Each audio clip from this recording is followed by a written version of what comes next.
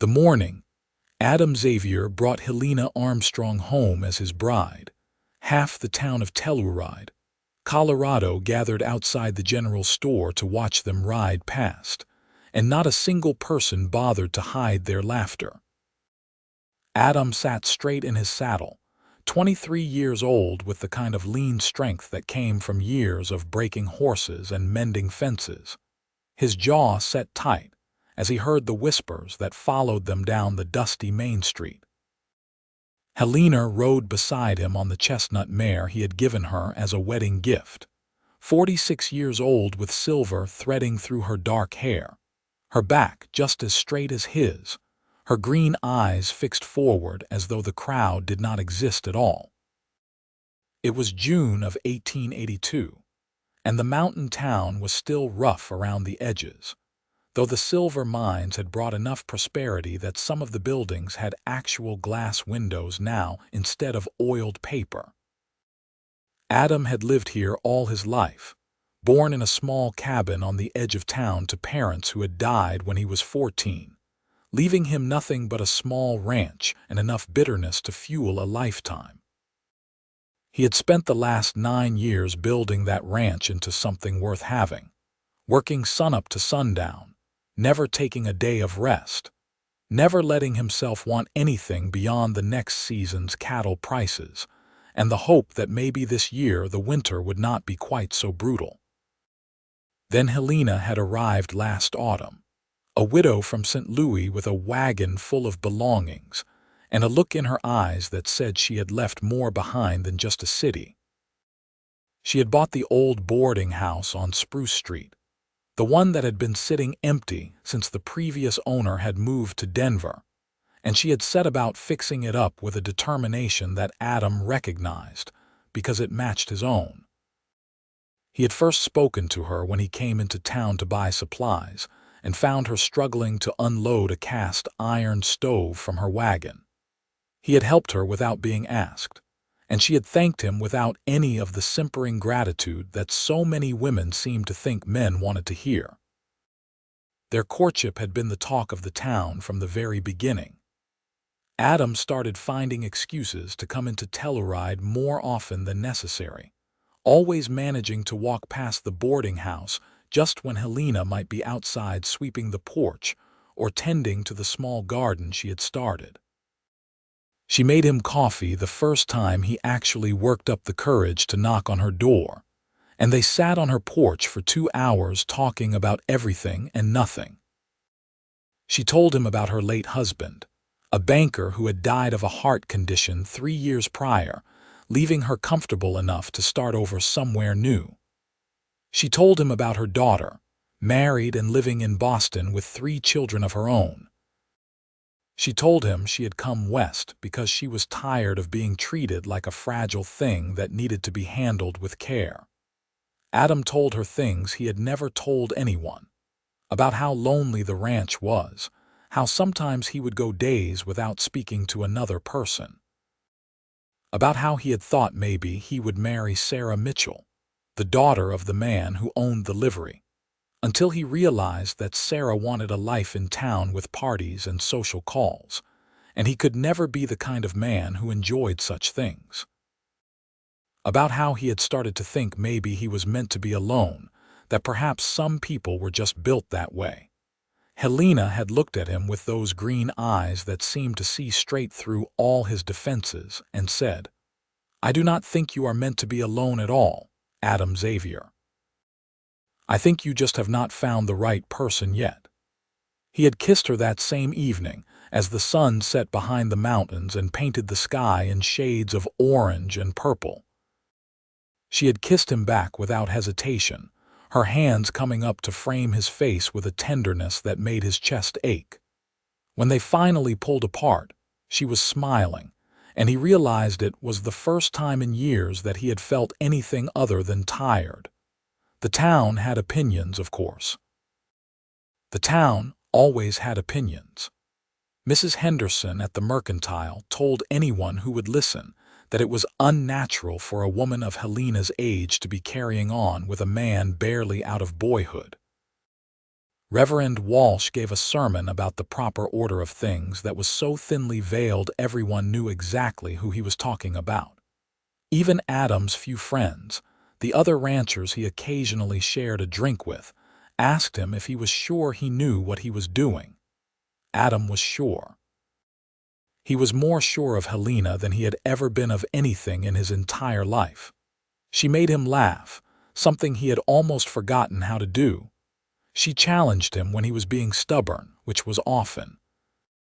She cooked meals that tasted like home was supposed to taste, and she kissed him like he was the most important thing in her world.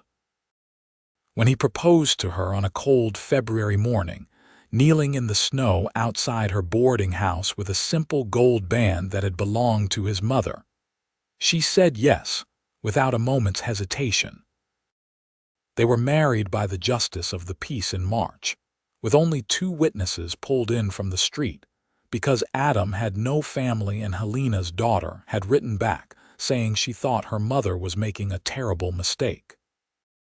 The newlyweds had spent their wedding night at the boarding house, and Adam had never known that physical intimacy could be something so profound, that 2 people could connect in a way that was both passionate and tender, that left him feeling more complete than he had ever felt in his life. Now, 3 months later, Helena was moving out to the ranch permanently, and the town was making sure they both knew exactly what everyone thought of their union. Adam heard old Cyrus Thompson mutter something about cradle robbing, even though Adam was a grown man who had been supporting himself for nearly a decade. He saw the cluster of younger women near the church, Sarah Mitchell among them, whispering behind their hands and laughing. "Let them talk," Helena said quietly, and Adam glanced over to see her looking at him instead of the crowd. "They will find something else to gossip about soon enough."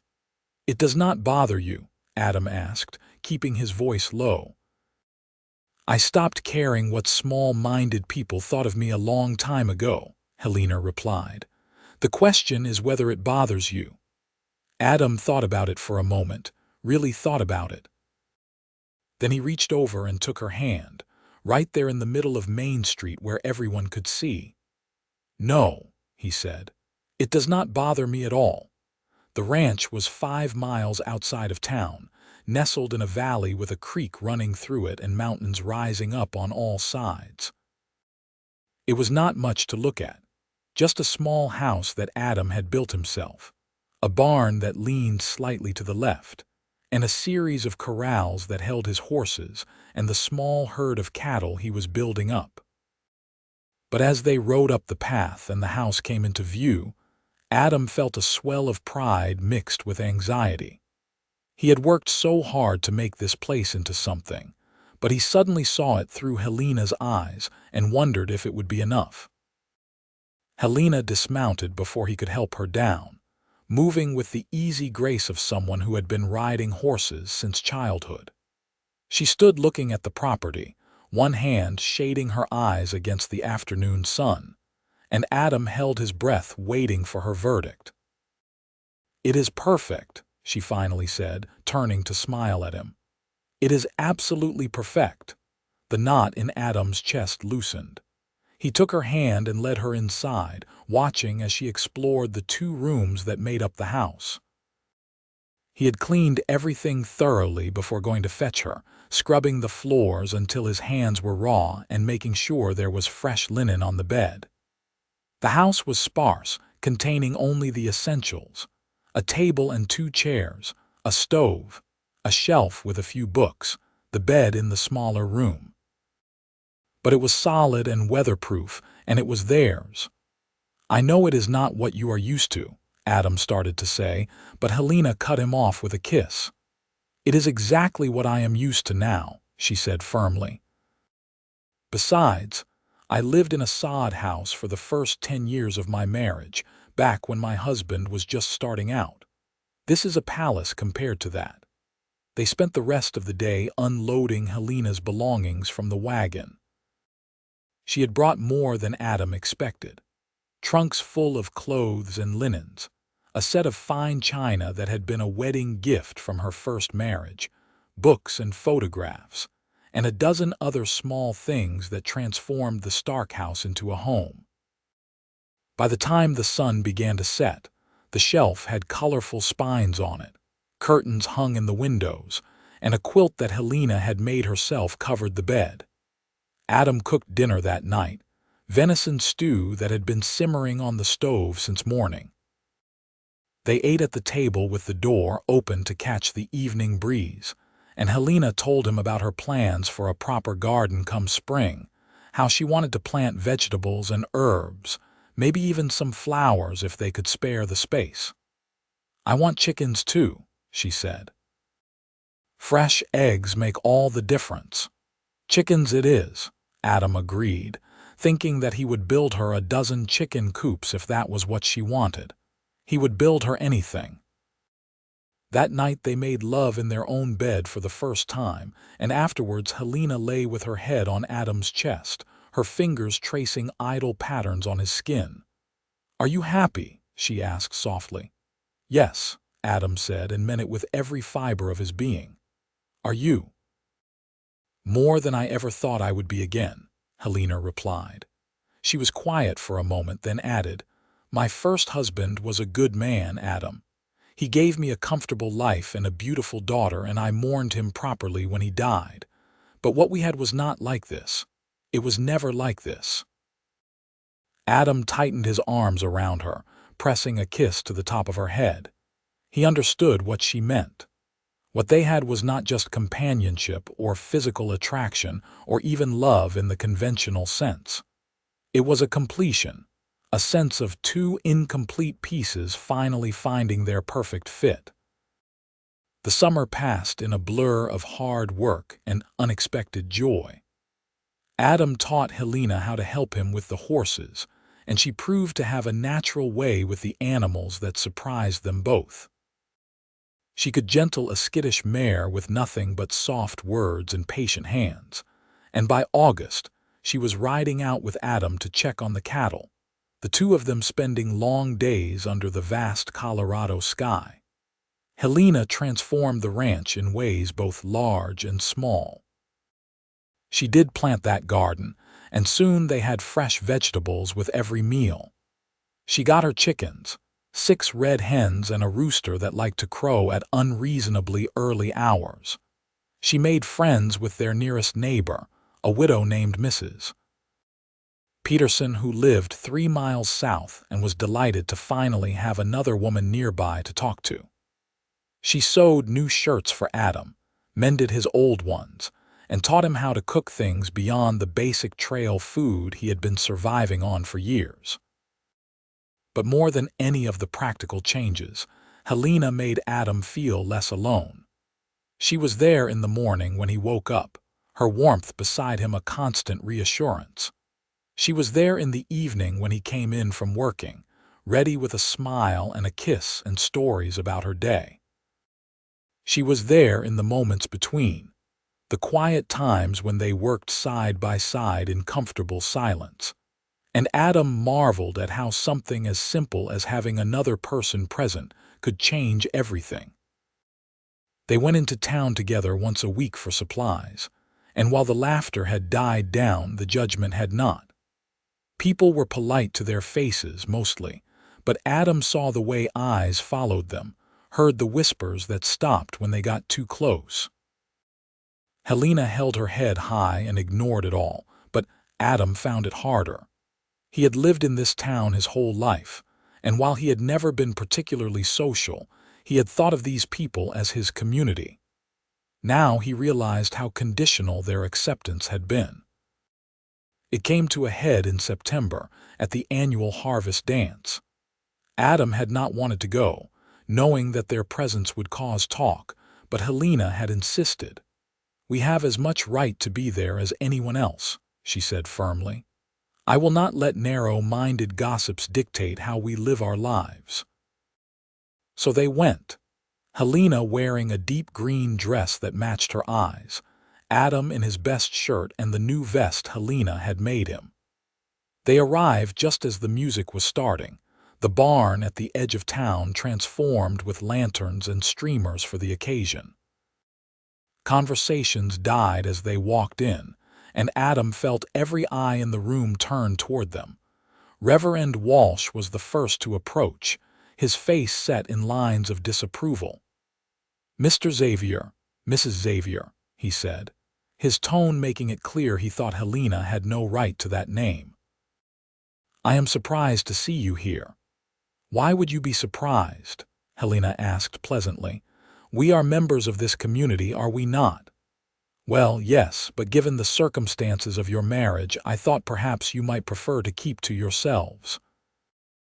Adam felt anger rising hot in his chest, but before he could speak, Helena's hand tightened on his arm.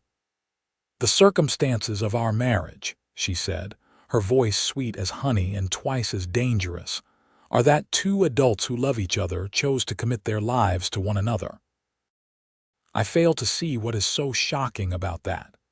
"The age difference," Reverend Walsh said bluntly. "It is unseemly. What could a young man like Adam possibly have in common with a woman old enough to be his mother?" "Everything that matters," Adam said, finding his voice at last. "We have everything that matters in common, and I would appreciate it if you kept your opinions about my wife to yourself." The Reverend's face flushed red. "I am only thinking of your soul, young man. This kind of relationship goes against the natural order." "There is nothing unnatural about love," Helena said firmly. "And if you cannot see that, then I pity you, Reverend." She turned and walked away, pulling Adam with her. They made their way to the edge of the room, and Adam was surprised when Mrs. Peterson appeared at their side, her weathered face split in a wide smile. "Good for you," she said quietly. "Someone needed to tell that old windbag where to stick his opinions. I have been listening to him drone on about the proper order of things for 20 years, and I am thoroughly sick of it." A few other people approached as the evening went on, offering tentative smiles and words of support. Not everyone in town disapproved, Adam realized. Some people just did not care, and others were happy for them. It was just that the ones who disapproved were so much louder about it. When the dancing started, Adam led Helena onto the floor. He was not a particularly good dancer, but Helena guided him through the steps with patient grace. They moved together, and Adam forgot about everyone watching, forgot about the gossip and the judgment. All that mattered was the woman in his arms, the way she smiled up at him, the feeling that they could face anything as long as they were together. As autumn turned to winter, Adam found himself thinking about the future in ways he never had before. He had always lived moment to moment, season to season, never planning beyond the next harvest or the next year's calves. But now, he caught himself imagining Christmases and birthdays, thinking about improvements he could make to the ranch not just for efficiency but for comfort, wondering what it would be like to grow old with Helena by his side. The first snow came in late October, a light dusting that melted by noon. Helena stood on the porch watching it fall, and Adam came up behind her, wrapping his arms around her waist. "You miss the city?" he asked. It was something he had wondered but never quite dared to ask before. Helena leaned back against him. "No," she said. "I do not miss it at all. I know people think I gave up so much to be here, but the truth is I gained everything that matters. In St. Louis, I was just playing at being alive, going through the motions. Here with you, I actually am alive." Adam buried his face in her hair, breathing in the scent of the lavender soap she made herself. "I was so angry when you first told me what people were saying," he admitted. "About us. About the age difference and how I was too young to know what I wanted, but now I realize I do not care. Let them think whatever they want. You make me whole, Helena. I was just half a person before you came along." Helena turned in his arms to face him, her eyes suspiciously bright. "You make me whole too," she whispered. "I thought my life was over when Robert died." I thought I had already had my chance at happiness, and all that was left was to exist as comfortably as possible until my time was up. But then I found you, and I learned that life can surprise you at any age." They kissed as the snow fell around them, and Adam thought that this moment right here was worth every bit of gossip, every judgmental look, every whispered word. Helena was worth all of it and more. Winter came hard that year, as it always did in the mountains.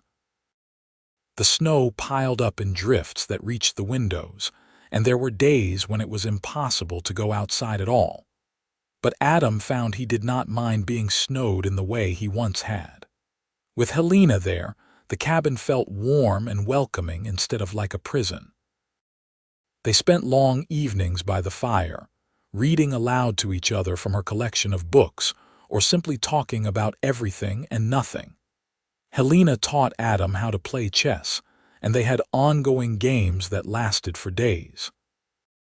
She was better at it than him, but he was learning, and he loved the way her face lit up when she saw a particularly clever move.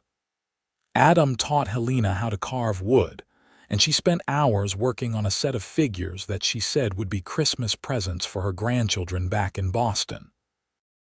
"Do you think your daughter will ever forgive you for marrying me?" Adam asked one evening as they sat by the fire, Helena's head resting on his shoulder. Helena sighed. "I hope so. I wrote to her last week, told her how happy I am, how good you are to me. I hope that eventually she will see that my happiness should matter more than what other people think." She paused, then added, "I would like her to meet you someday.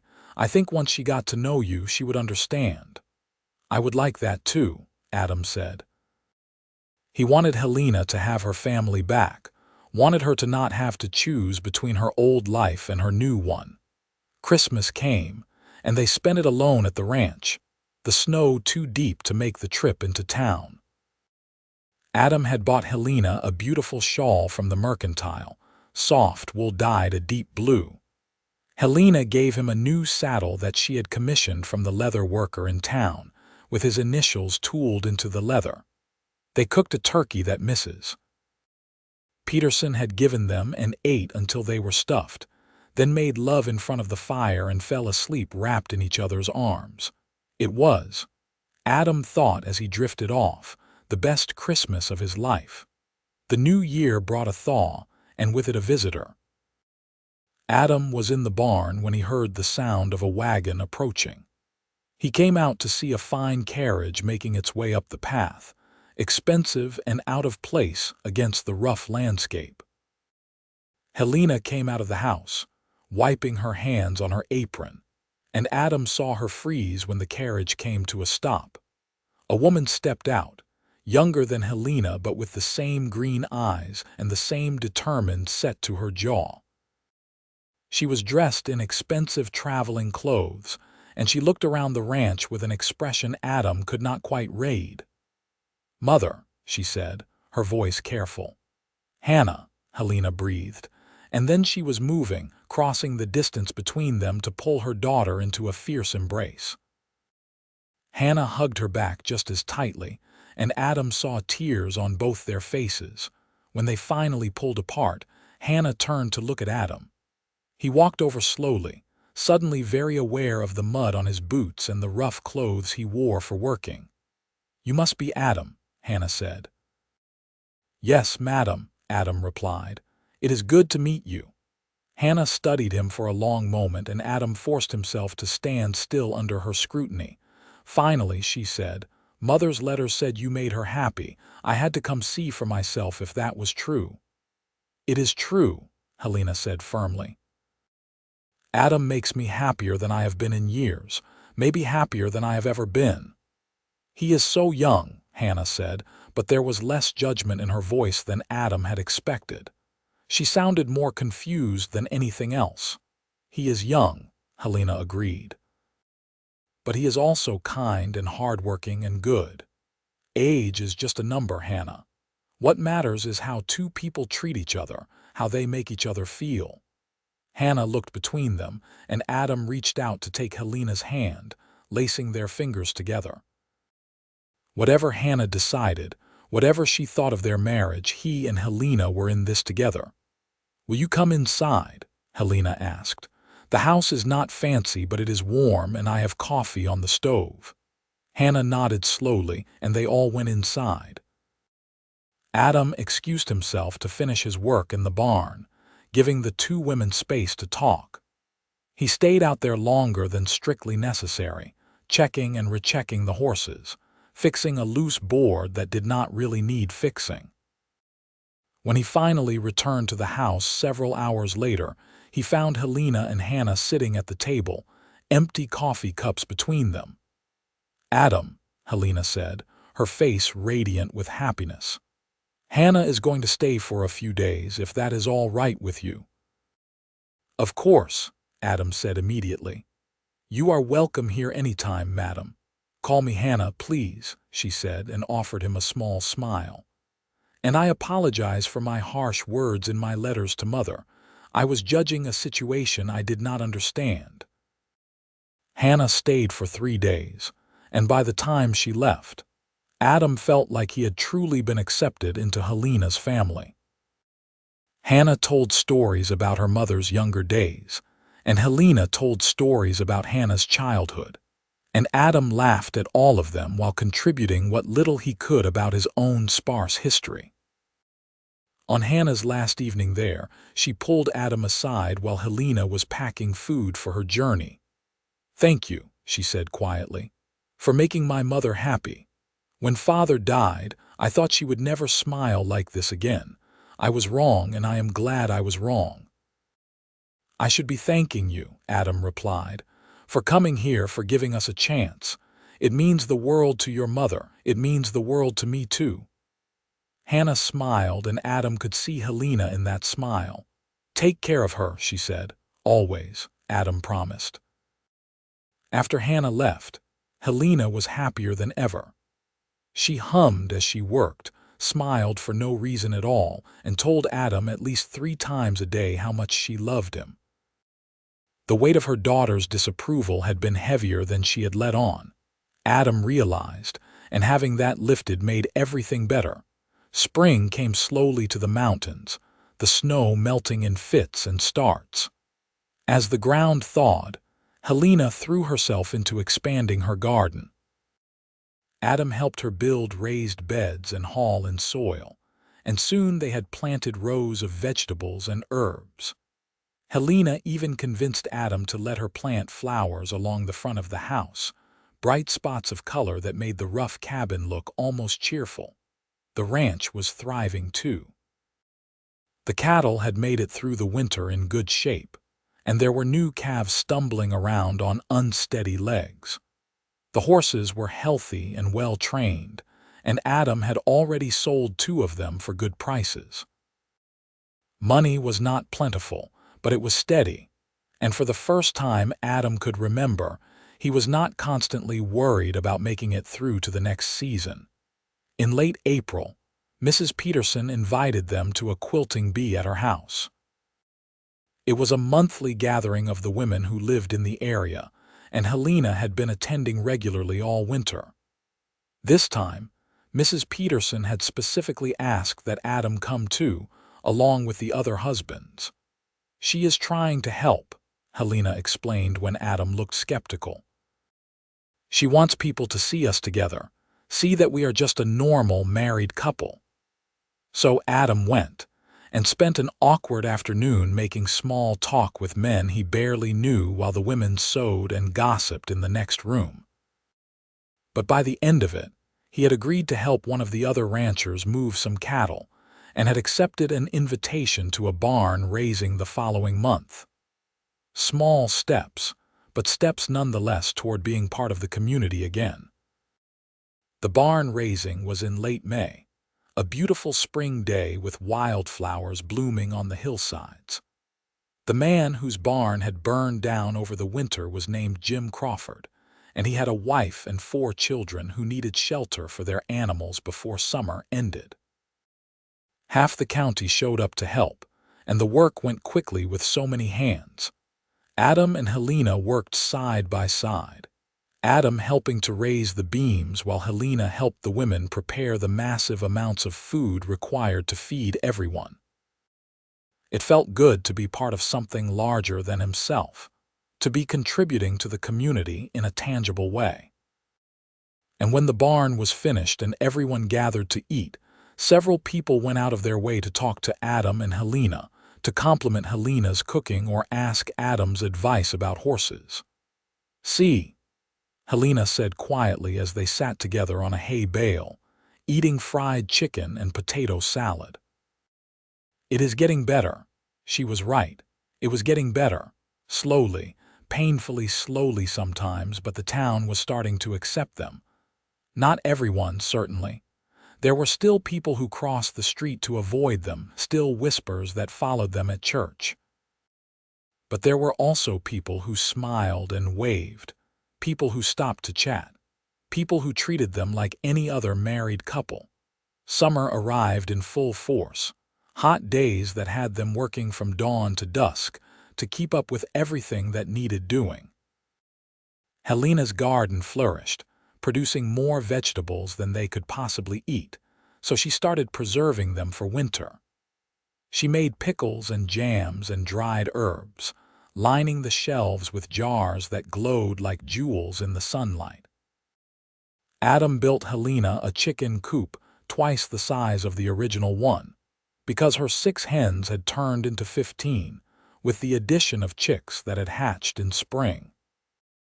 He also built her a proper henhouse for storing supplies and a screened room where she could sit in the evenings without being bothered by mosquitoes.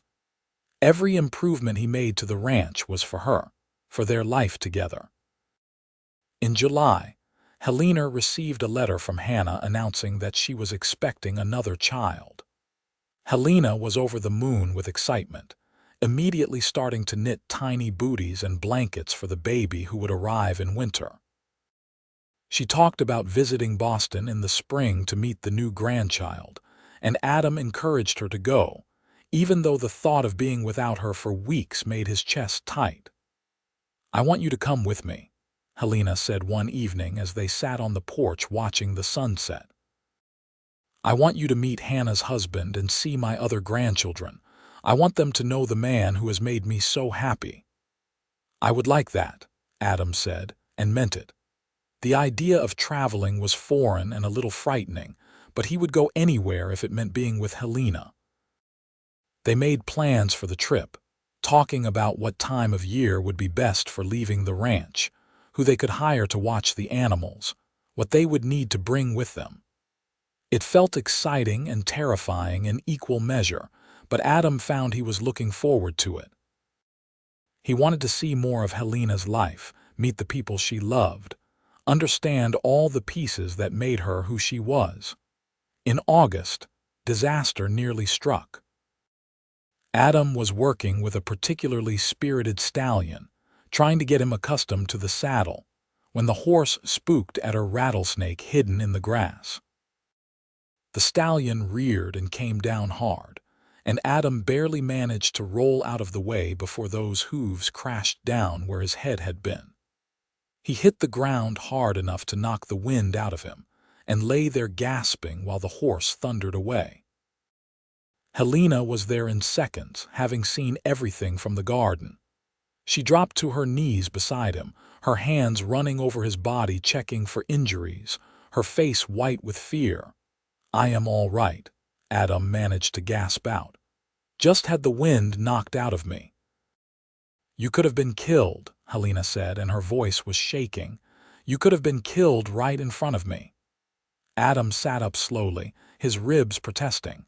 He was going to be bruised and sore, but nothing was broken. "I am all right," he repeated, reaching up to cup Helena's face. "I am all right." Helena pulled him into her arms, holding him so tightly he could barely breathe. "I cannot lose you," she whispered fiercely. "I cannot lose you, Adam, not now, not ever." "You are not going to lose me," Adam promised, holding her just as tightly. "I am not going anywhere." That night, they made love with a desperate intensity that left them both shaking. Helena clung to him like she was afraid he might disappear, and Adam poured every ounce of love and reassurance he had into his touch. Afterwards, they lay tangled together, and Helena cried quiet tears against his chest. "I am so much older than you," she said eventually, her voice raw. "When we married, I told myself that the age difference did not matter, that love was enough. But today, when I thought I might lose you, all I could think was that you are supposed to outlive me. You are supposed to have decades left after I am gone. If you had died today, I do not know what I would have done." Adam held her tighter. "We cannot live our lives afraid of losing each other," he said gently. "Yes, you are older than me, but that does not guarantee anything. You could live to be 100.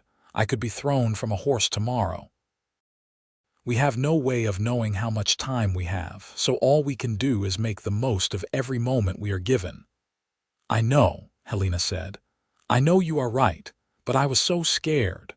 "So was I," Adam admitted. "When that horse reared up, the only thing I could think about was you. About how I was not ready to leave you yet, how we had so much more life to live together." He paused, then added quietly, "You made me understand what living was for, Helena. Before you, I was just existing. Now I have a reason to be careful, to think about the future, to want more than just the next day." They held each other through the night, and in the morning they woke with a renewed appreciation for how precious their time together was. Adam was more careful after that, and Helena fussed over him more, but neither of them took for granted the simple gift of another day together. Autumn came again, completing their first full year of marriage. The leaves turned gold and red in the mountains, and the air took on the crisp edge that meant winter was coming.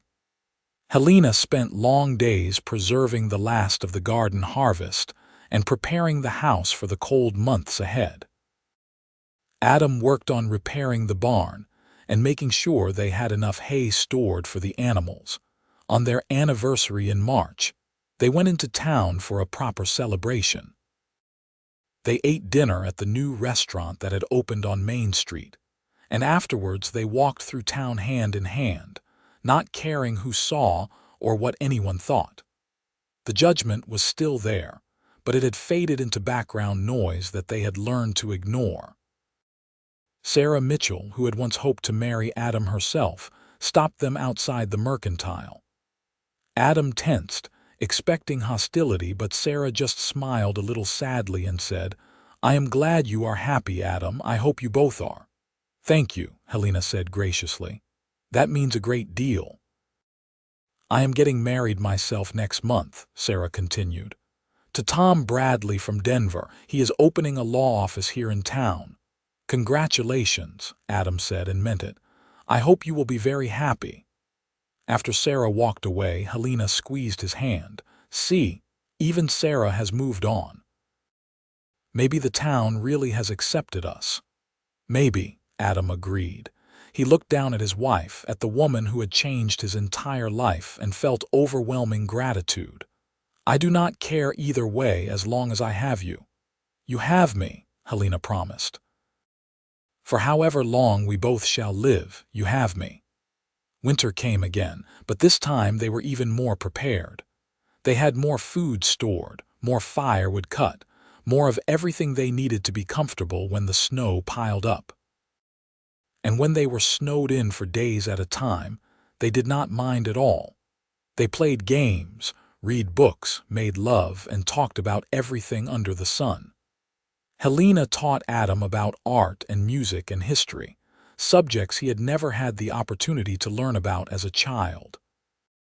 Adam taught Helena about the land, about reading weather patterns and understanding animal behavior, about all the practical knowledge he had accumulated over years of ranching. In January, Helena started feeling unwell. It began with just tiredness, but soon she was nauseous in the mornings and had gone off coffee, which was completely unlike her. Adam was worried and wanted to fetch the doctor, but Helena stopped him with a strange look on her face. "I do not need a doctor," she said slowly. "At least, not yet. "But Adam, I think I might be pregnant." Adam stared at her, sure he had misheard. "Pregnant," he repeated, "but you said you thought you were past the age for children." "I thought I was," Helena said, looking almost as shocked as Adam felt. "I have not had a monthly cycle in over a year, and I assumed that meant I was finished with all that. But the symptoms, they are exactly what I felt when I was pregnant with Hannah. It is the only explanation that makes sense." They sat in stunned silence for several minutes. Then, slowly, Adam felt a smile spreading across his face. "We are going to have a baby," he said wonderingly. "We are going to have a baby." "Are you happy?" Helena asked, and Adam could hear the uncertainty in her voice. "I know this was not planned.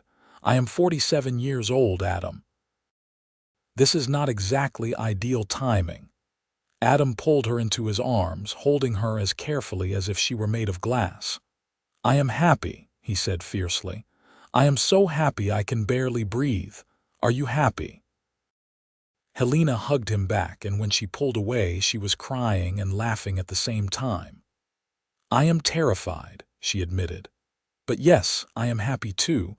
I never thought I would have another child. I thought that part of my life was over. But now, with you, I get to do it all again." The doctor confirmed it a few weeks later, once the weather cleared enough for them to make the trip into town.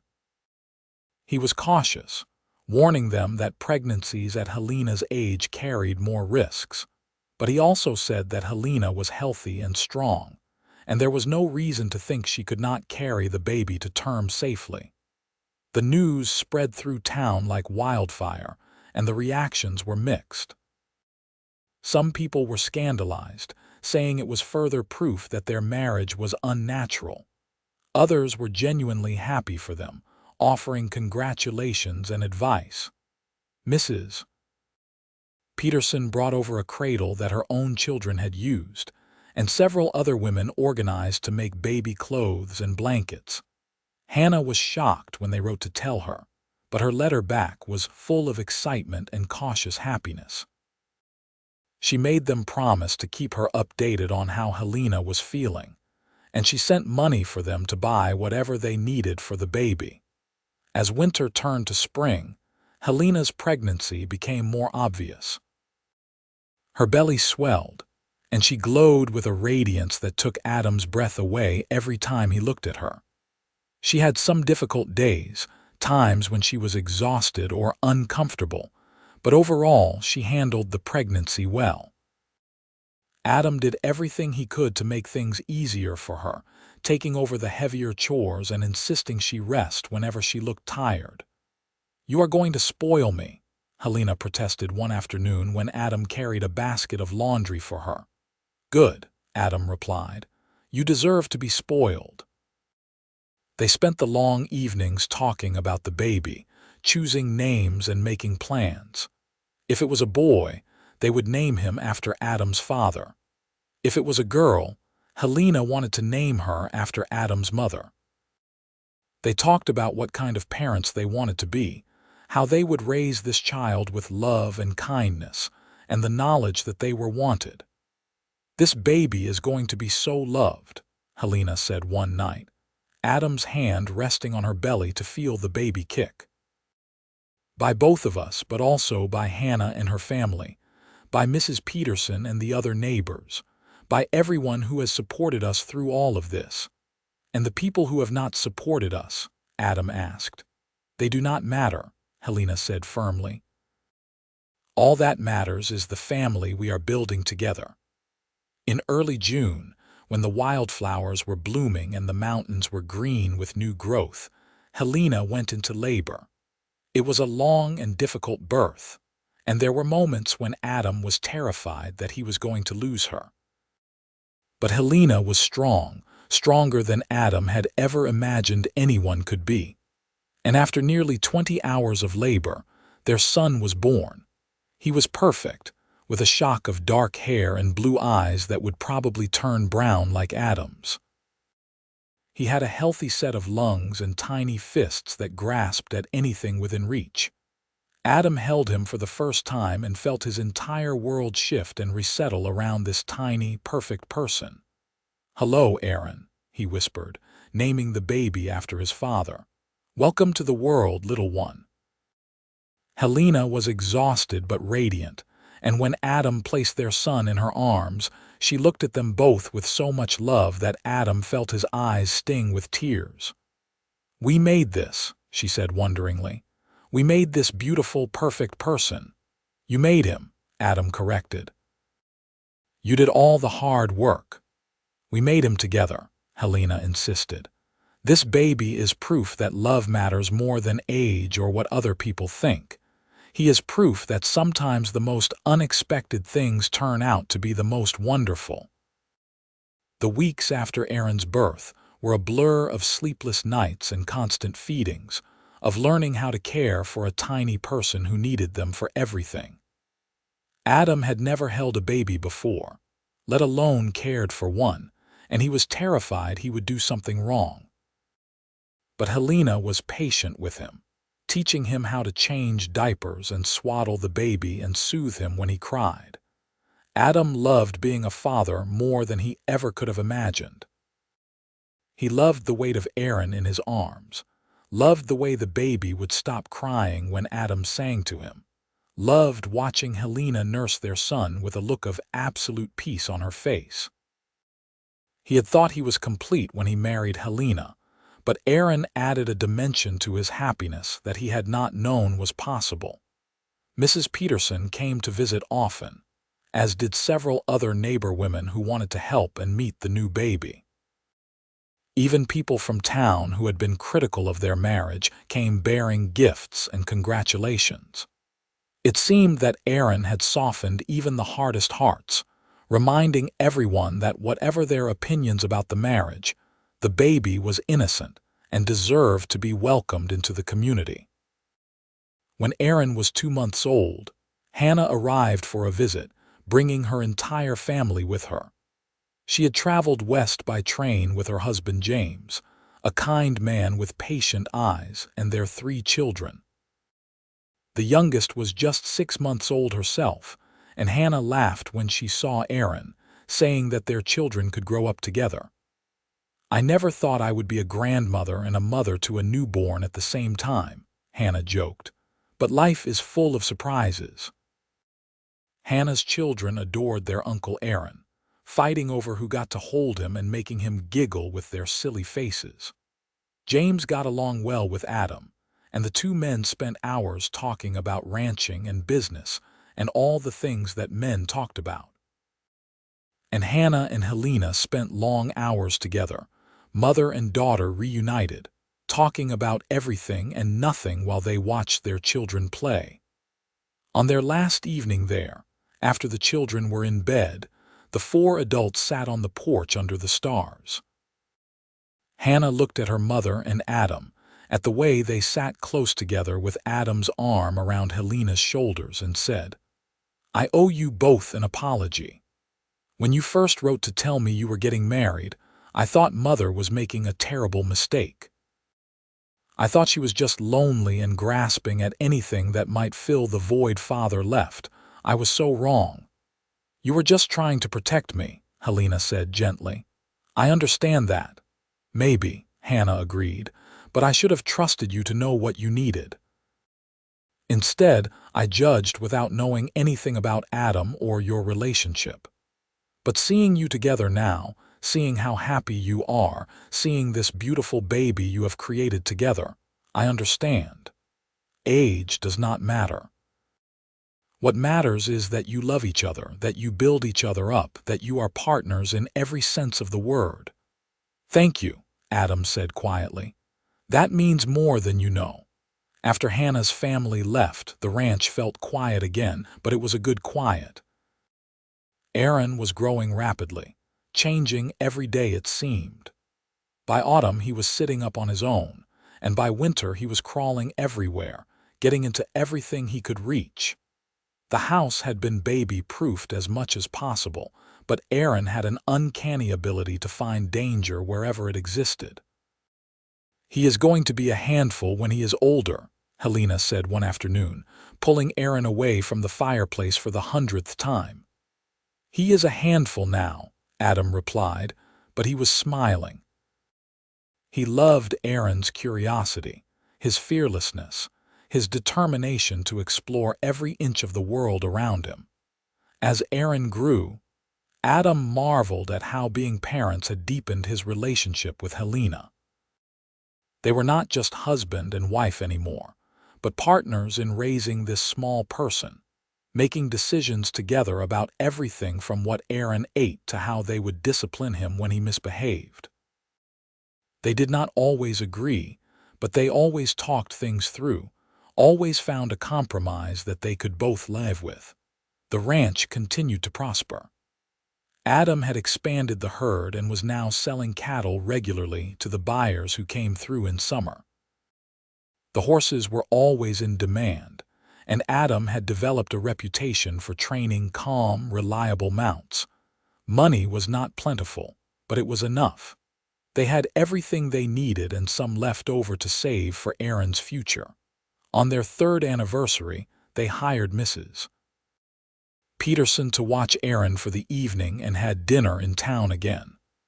As they walked through Telluride afterwards, Adam realized that no one was staring anymore. No one whispered or laughed or looked at them with judgment. They were just another married couple, accepted as part of the community without question.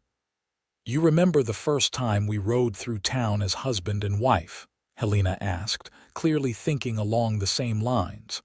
"When everyone came out to laugh at us." "I remember," Adam said. "I remember wanting to turn around and ride back to the ranch and never come into town again." "But we did not," Helena said. "We held our heads high and we ignored them, and eventually they got used to us." "Eventually they realized we were serious," Adam corrected. "That this was not some passing fancy, but a real marriage built on real love." They stopped in front of the church, the same church where Reverend Walsh had once told them their love was unnatural.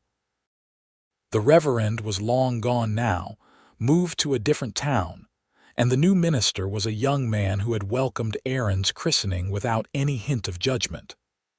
"I love you," Adam said, turning to face Helena fully.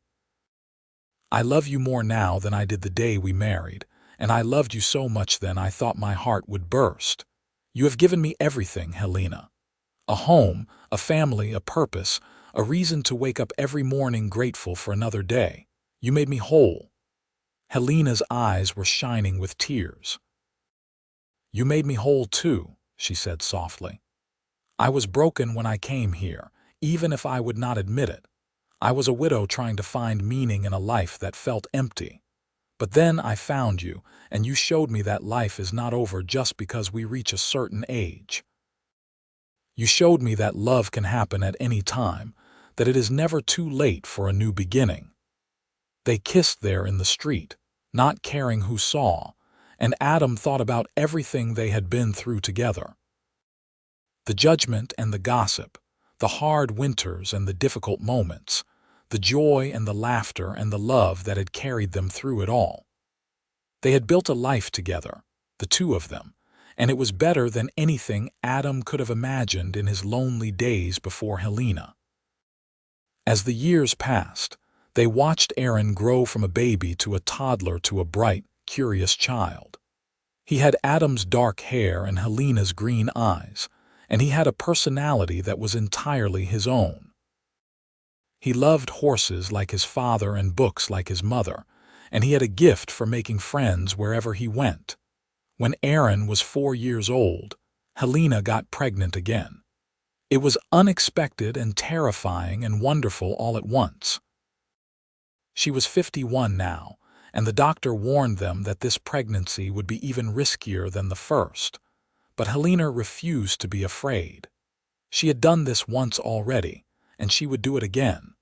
Their daughter was born on a warm spring day when Aaron was 5. The birth was quicker this time, but just as difficult, and Adam spent the entire time praying to a God he was not sure he believed in, begging for Helena and the baby to be all right. His prayers were answered when he heard a baby's cry, and then Helena's exhausted but triumphant laughter. She was perfect, with her mother's dark hair and Adam's brown eyes. They named her after Adam's mother, calling her Amelia. Aaron was fascinated by his baby sister, wanting to help with everything from diaper changes to feedings. He would sit next to Helena while she nursed and tell the baby stories, his little face serious as he explained how the ranch worked and what animals they had. With 2 children, the house felt small for the first time. Adam started planning an addition, drawing up designs for 2 more rooms that would give the children their own space as they grew older. That summer, with help from neighbors, he built the new rooms, working from dawn to dusk to get everything finished before winter came. Helena was stretched thin between caring for a newborn and a 5-year-old, keeping up with the household chores, and helping Adam with the ranch work whenever she could. But she never complained, never seemed anything other than happy with the life they had built. When Adam worried that it was too much for her, she just kissed him and told him that she had never been happier. "I have a second chance at everything," she told him one evening as they sat on the porch, Amelia asleep in her arms and Aaron playing with his toy horses at their feet. A second chance at being a mother, at building a family, at living a life full of love and joy. Most people do not get that, Adam. Most people only get one chance and they have to make the best of it. But I got 2 chances, and the second one is even better than the first. Adam leaned over to kiss her forehead. "You are amazing," he said. "You know that, right? You are the most amazing person I have ever known." Helena smiled up at him. "I am just a woman who found the right man at the right time, or maybe the wrong time, depending on who you ask. But it does not matter what anyone else thinks. All that matters is that we found each other." The children grew, and the ranch grew with them. Adam bought more land, expanding their grazing areas and building up the herd. Helena's garden became famous in the area, and she started selling her excess vegetables and preserves at the market in town. They were not rich by any means, but they were comfortable, and more importantly, they were happy. Hannah visited every year, sometimes bringing her family and sometimes coming alone.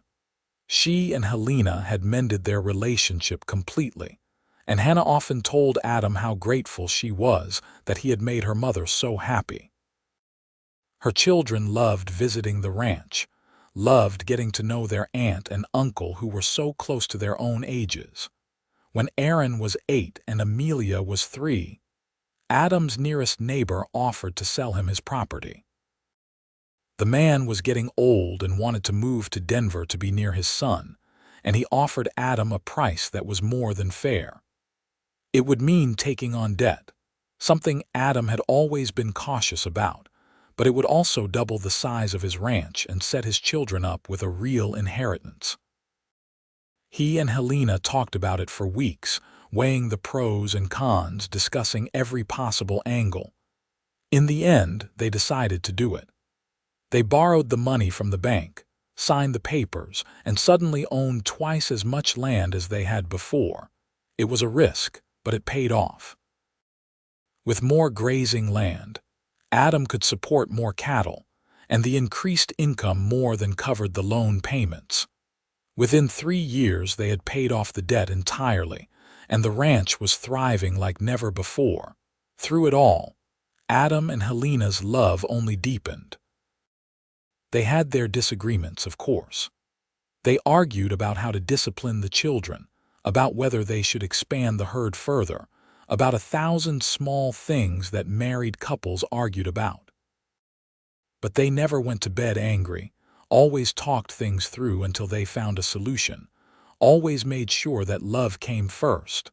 On their 10th anniversary, Adam woke before dawn and went to the barn. He saddled 2 horses and led them back to the house, where Helena was just starting breakfast. The children were still asleep, and Adam took Helena's hand and led her outside. "What are you doing?" she asked, laughing. "We are going for a ride," Adam said. "Just the two of us, like we used to do before the children came." They rode up into the mountains as the sun rose, painting the sky in shades of pink and gold. They reached a meadow filled with wildflowers, the same meadow where Adam had first told Helena he loved her, and they dismounted and stood looking out over the valley below. 10 years, Helena said softly. 10 years since we got married, and people are still probably talking about how the cowboy married a woman twice his age. "Let them talk," Adam said, pulling her into his arms. "We know the truth. You made me whole, Helena. Before you, I was just going through the motions, existing but not really living. You taught me what it meant to be truly alive. You gave me a family, a purpose, a reason to be better than I ever thought I could be." "You made me whole too," Helena said, her voice thick with emotion. "I was so lost when I came here, Adam. I was grieving and lonely, and I thought my best years were behind me. But then I met you, and you showed me that life has no expiration date on happiness. You loved me when I thought I was too old to be loved like that. You gave me children when I thought I was done having babies. You gave me everything." They made love there in the meadow, under the wide Colorado sky, with nothing but the mountains and the flowers as witnesses. It was tender and passionate and perfect, a reaffirmation of everything they had built together. When they returned to the ranch, the children were awake and Mrs. Peterson was there watching them, having agreed to stay for the day so Adam and Helena could have time alone. They spent the rest of their anniversary together, just the two of them, talking and laughing and remembering all the moments that had brought them to this point. As the children grew older, Aaron started helping more around the ranch. He had his father's way with horses and his mother's patience, and by the time he was 12, he was doing work that most grown men would struggle with. Amelia was different, more interested in books and drawing than in ranch work, but she had a gift for numbers that amazed them both. She could calculate cattle prices and feed costs in her head faster than Adam could do it with pencil and paper. "She is going to be something special," Helena said proudly, watching Amelia work through a difficult arithmetic problem at the kitchen table. "Maybe a teacher or an accountant."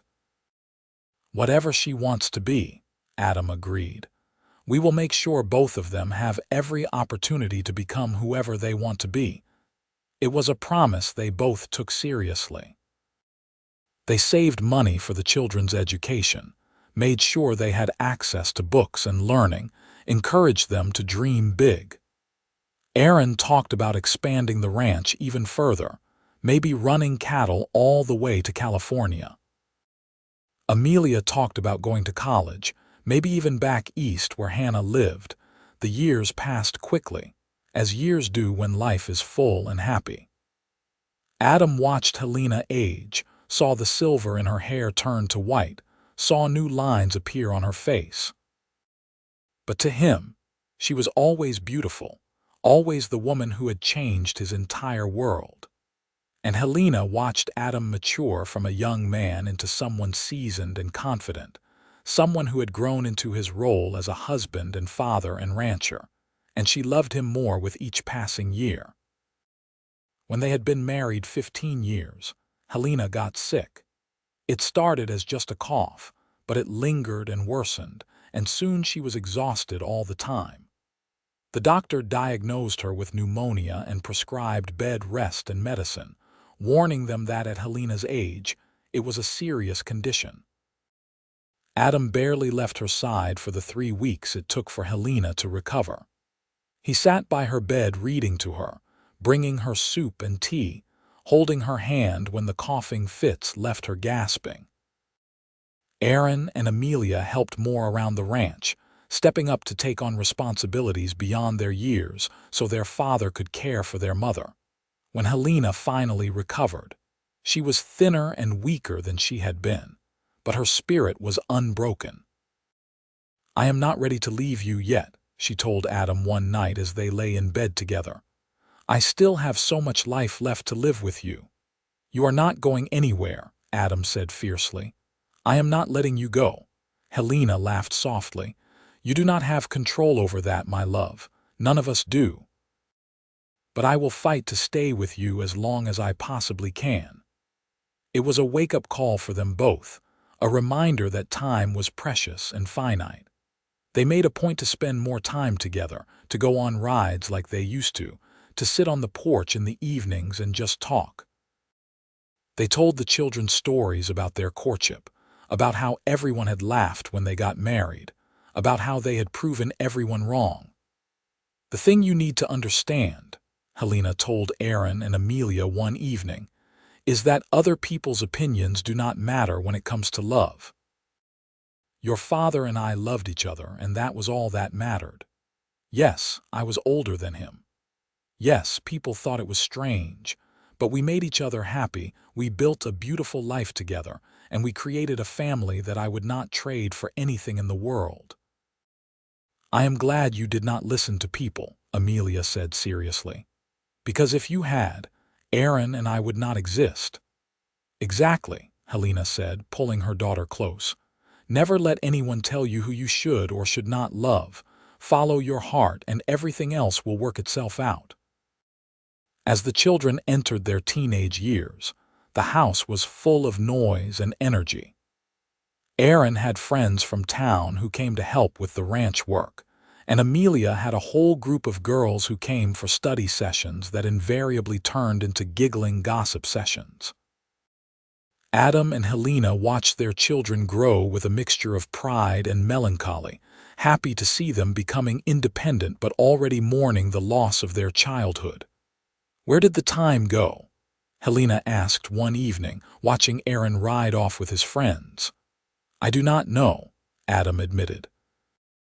It feels like just yesterday that he was a baby and now he is nearly a man.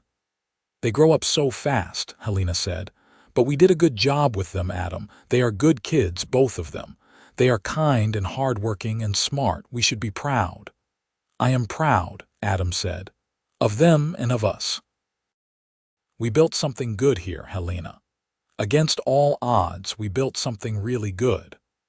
On their 20th anniversary, the entire town threw them a party. It was Mrs. Peterson's idea, but dozens of people contributed, decorating the town hall and bringing food and music. Adam and Helena walked in to find the place packed with friends and neighbors, all of them cheering and applauding. 20 years, Mayor Richardson said in his speech. 20 years ago, when Xavier married Helena Armstrong, there were plenty of people who said it would never last. They said the age difference was too great, that the two of them had nothing in common, that it was a mistake that would end in heartbreak. But Adam and Helena proved everyone wrong. They built a marriage based on love and respect and partnership. They raised two wonderful children. They contributed to this community in countless ways. And they showed all of us that love does not have an age limit, that happiness can be found in the most unexpected places, that sometimes the people who seem most unlikely are actually perfect for each other. The applause was thunderous, and Adam looked at Helena to see tears streaming down her face. He pulled her close and kissed her, right there in front of everyone, and the crowd cheered even louder. They danced that night, Adam and Helena, moving together with the ease of two people who had been partners for 20 years. Aaron danced with Amelia, making his sister laugh when he stepped on her toes. Hannah was there with her family, having traveled from Boston specifically for the celebration. Friends and neighbors lined up to congratulate them, to share their own stories about Adam and Helena, to toast to 20 more years. I cannot believe this is our life, Helena whispered to Adam as they swayed to the music. I cannot believe that the town that once laughed at us is now celebrating us. People change, Adam said. We changed them, maybe. Or maybe they just realized that what we have is real, that it has always been real. I love you, Helena said. I have loved you from the moment you helped me unload that stove 21 years ago. I will love you until my last breath. And I will love you beyond that, Adam promised. Forever, Helena, I will love you forever. The years continued to pass, bringing changes both expected and unexpected. Aaron met a girl at a community dance, a rancher's daughter named Mary, and they fell deeply in love. Adam and Helena watched their son court her with all the intensity they remembered from their own courtship, and when Aaron asked to marry her at 19, they gave their blessing. The wedding was beautiful, held at the ranch under the same vast sky where Adam and Helena had exchanged their own vows. Mary fit seamlessly into the family, and within a year she had given birth to Adam and Helena's first grandchild, a boy they named after Adam's father. Helena held her grandson with tears in her eyes, marveling at how life came full circle. Amelia went off to college in Denver, the first in their family to pursue higher education. She wrote letters every week describing her classes and her new friends, her excitement about learning palpable in every word. Adam and Helena visited her when they could, staying in a hotel in the city and feeling completely out of place among all the noise and crowds. But they were so proud of their daughter, proud of her ambition and her intelligence. As Helena entered her 60s, her health began to decline in small ways. Her joints ached more in the winter, and she tired more easily. But her spirit remained strong, and she refused to slow down any more than absolutely necessary. She still tended her garden, still cooked elaborate meals, still sat up late with Adam talking about their day. Adam was in his late 30s now, still strong and capable, but he felt the years too. Not in his body so much as in his heart, in the growing awareness that their time together was limited, that eventually he would have to face life without Helena. It was a thought he could barely stand to contemplate. "When I am gone," Helena said one evening, and Adam immediately started to protest, but she held up a hand to stop him. "Listen to me, love. When I am gone, I do not want you to be alone. You are still young.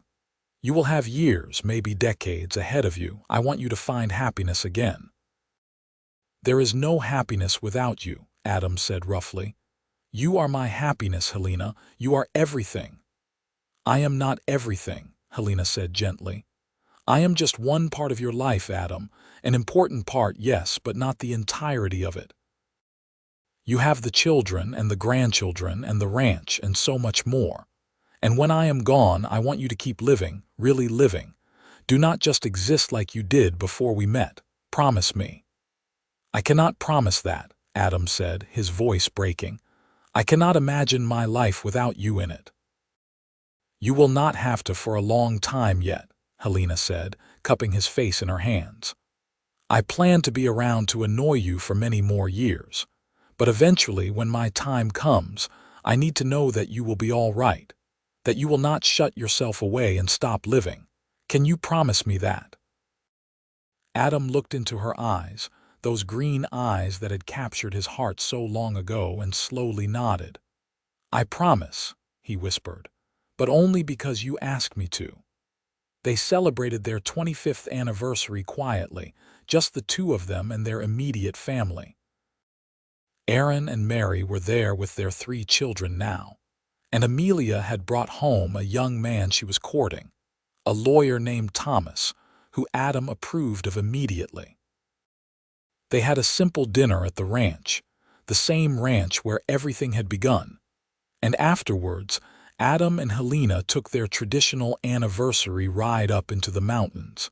They were older now, and the ride took longer than it once had. But when they reached the meadow filled with wildflowers, it was just as beautiful as it had always been. They stood together looking out over the valley, and Adam thought about everything that had brought them to this moment. 25 years, he said. Half my life now has been spent with you. And the better half, I hope, Helena teased gently. The only half that matters, Adam corrected. Before you, I was not really alive. I was just waiting for my life to start, even though I did not know it. You made everything worth living for." "We made everything worth living for," Helena said. "Together, Adam. We did this together." They held each other as the sun set, painting the mountains in shades of purple and gold. Adam memorized the moment, the way Helena felt in his arms, the scent of wildflowers on the breeze, the sound of her heartbeat against his chest. He wanted to remember this forever, wanted to hold onto every second they had together. The years that followed were good ones, despite the inevitable march of time. Helena slowed down more, spending more time reading and knitting and watching her grandchildren play. Adam adapted the ranch work to accommodate her limitations, hiring more help so he could spend more time with her. They had long since proven everything they needed to prove, had long since moved beyond caring what anyone thought of their marriage. Amelia got married and moved back to Telluride with her new husband, opening an accounting office in town that quickly became successful. Aaron took over more of the day-to-day running of the ranch, and Adam found himself settling into a role of advisor rather than primary worker. It was strange at first, stepping back from work that had defined his life for so long, but it also gave him more time with Helena, and that was worth everything. They spent long afternoons on the porch, watching the world go by and talking about everything and nothing. They told each other stories they had told 100 times before, laughing at familiar punchlines. They sat in comfortable silence, just being together. They made love less frequently now, but when they did, it was with the deep intimacy of two people who knew each other completely. "I have been so lucky," Helena said one autumn evening as they watched the sun set. "I have had two great loves in my life, two marriages, two chances at building a family. Most people do not even get one chance at real happiness, and I got two." "I have only had one love," Adam said. "But it has been enough. You have been enough. You have been more than I ever dreamed was possible." Helena reached over and took his hand, their fingers intertwining automatically. "You made me whole," she said softly. "When I came to Telluride, I was broken, even if I did not want to admit it. But you saw me, really saw me, and you loved me anyway. You gave me a reason to be whole again." "You made me whole too," Adam replied. "I was so empty before you, so angry and lonely and lost. You filled all those empty spaces. You showed me what love was supposed to be." They sat together until the stars came out, until the air grew cold enough that they had to go inside. And as they walked into the house hand in hand, Adam thought that no matter what the future held, they had built something beautiful together. They had proven that love had no age limit, that happiness could be found in the most unexpected places, that sometimes the people everyone laughs at end up having the last laugh after all. Helena lived to see all 5 of her grandchildren grow up, to hold her first great-grandchild, to celebrate 32 years of marriage to Adam.